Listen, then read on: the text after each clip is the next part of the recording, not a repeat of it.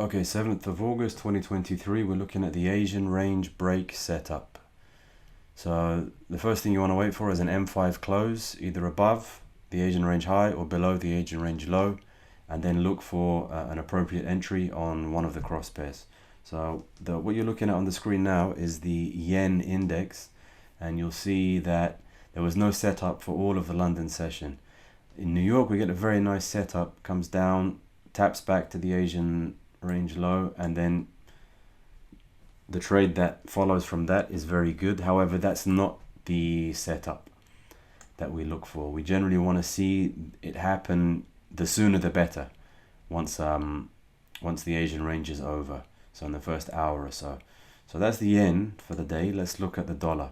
So dollar was very interesting because it gave all the potential setups that you can think of. So the first one, which isn't a setup, so this green candle is not a setup by itself because it has to close above. So you're still not looking to buy the dollar.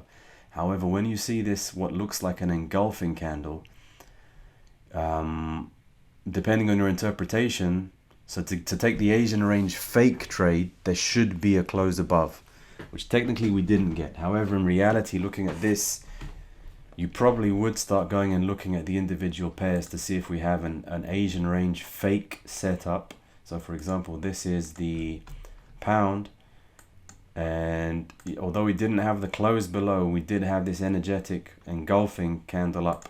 So if I was looking to trade this, I probably would take this as an Asian range fake, not a break. So I'd want to trade this up with my stop below here. So I'd enter there, stop there, and you would get stopped out. And it's basically the same thing on all the crosses, so regardless of which one you tried to trade. So Aussie yen didn't have an entry, but EU and GU, you would have taken a losing trade. So that's your first trade, that's a losing trade. Then what happens, price closes above again. Okay, so now my bias for the dollar is bullish again. So at 625, I'm looking to sell the crosses. 625 puts you here. Here. So that looks like a perfect sell setup. So I'd sell there, I'd have my stop there, and I would have got stopped out. Okay, and it's the 625 would be here, exactly the same setup. So I'd sell there, stop above the green. Anywhere you cut it, you would have lost. So your first two trades would be losers. Okay, when that happens, you got to decide what you want to do, because price comes in again. Okay, so do you trade this as an Asian range fake or not? In this scenario, because you've already lost two, you have to be a bit more prudent. Okay, so the best thing to do, I think, is to mark up where is your midnight open level, and so it's actually here. Okay, so the midnight open is actually this top line, okay, which is also confusing because you want to wait to see how price reacts at this. So it comes down, it starts wicking, so you're thinking it's going to bounce to go up. Then it goes under, but only to fill in this gap.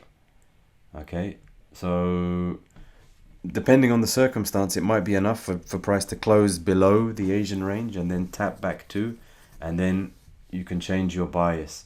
But because of this gap here, you want to just be that extra step cautious, which pays off. Because what happens is it comes in, fills the gap, and then from here it starts turning around. So from 10 past 8, the close of the 10 past 8, you can be bullish on the dollar again. So 10 past 8 brings us here. Okay, and what you'll see is at 10 past 8, this looks like a good setup to go short because that's the midnight open on the GU. So prices retraced, gone through it, and now it's closing below it. So you could aim for a short from here, put your stop at the Asian POC, and you'd be targeting 1-to-1 or 2-to-1. So you definitely get a 1-to-1. Let's say you're going for a 2-to-1, that would be at least a break-even trade. So it's 2 losses and a break-even. And basically the same thing on the EU. The only difference on the EU is that price never goes above that midnight open. It pretty much taps it. So that's the midnight open where the white horizontal line is. You'll see it wicks into it